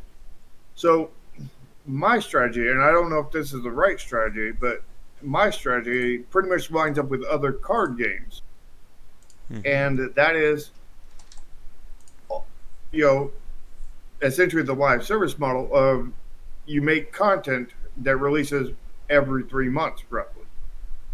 Mm-hmm. The idea is if the game has legs, and I hate the term live service, especially to call my game a live service, because that's not remotely attached to anything negative at all, nothing. Mm-hmm. But the in the core thing, what a live service is it's just making more content. This is how physical card games work. They release a set, it goes on for so long, they release another set and another set and another set. They're continually releasing sets in like a span, usually about every 3 months. You see a new set. And it won't be, generally what I see from Magic is they do like a core set at one point, and then they do three subsets over that year, and then they do another core set and then three subsets, and they just repeat that over and over. And then they make it where in standard play of Magic, you can only be with the newest two core sets and their subsets. Mm-hmm. You can't be with a subset of a old core set that got deleted. Cards get banned, or is that the term they use, or they use something else, or when like a card is no longer like competition allowed, or something like that. Yeah, they will ban it from competition, but you really don't see that in Magic. I mean, you see that a lot of time in Yu-Gi-Oh and a lot of other games. You don't really see that in Magic. I mean, it has happened, Yeah. but Magic has gotten a lot of this down to science. So they And don't. that is a 3 hour topic, and that's something that I'm definitely not versed enough to go into. But yeah, like I've said this before, I would love to talk to somebody at Wizards of the Coast about Magic, because I think that is a Yeah, fascinating conversation about what they've done over the years for that game. yeah. I couldn't even get into that conversation myself, making a card game. Yeah. But But I think we're past the 2 hour. We were just about to break 2 hours. I think that is probably a good time to wrap things up. Because again, we can certainly talk a lot more. I also really want to talk about Vermintide 2 in terms of multiplayer modes, but I think we'll say that one for next week, or maybe I'll do a video on it. But yeah, I think this was a very great cast. We had some very interesting topics. yeah. It was an interesting one. The risk management, did as well as I thought it would. Mm. I had high hopes for that one topic. And we created a new meme as well, so I think it was a success on all fronts there. The For ending DratCon. for tonight, we're going to be doing Breath of the Wild and Mario Maker. I'm going to be hooking the Switch back up. Maybe we'll do some Kingdom battles as well. And Ooh, I'm down for Kingdom Battles. and I think this week may be where I'm going to start an XCOM 2 play. I'm not going to guarantee finishing it, but I feel like I'm in the mood to play that game at long last. But oh yeah, we could certainly talk about Artifact as well. That's another 40 minutes too. All right, but Yeah, with not that, even one artifact. eh,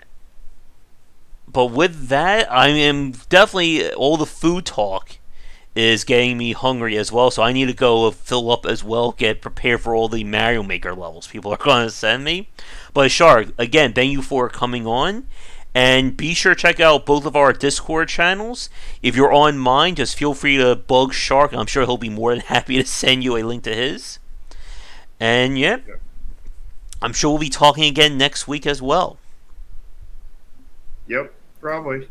All right. So for everybody, thank you for tuning in. Be sure to come back for daily discussions on game design here and on game wisdom, where some of the art and science of games. Oh, before I go, Shark, do you have a new Twitter account that you want to promote quickly? Yeah, actually, I do. And it is uh, here. I'll just post it in chat. Mm-hmm. Uh, Keep in mind that this is the first time I've ever sent this Twitter to anybody, and it Oh. goes right into chat.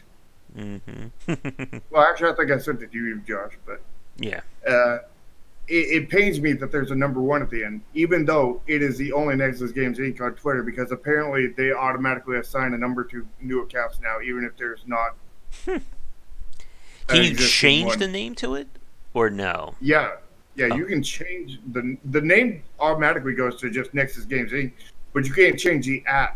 The Uh, at just automatically gets a digit at the end of it now, okay. and that sucks. Yeah. They Uh, probably have some kind of pay feature or something where you can be the original.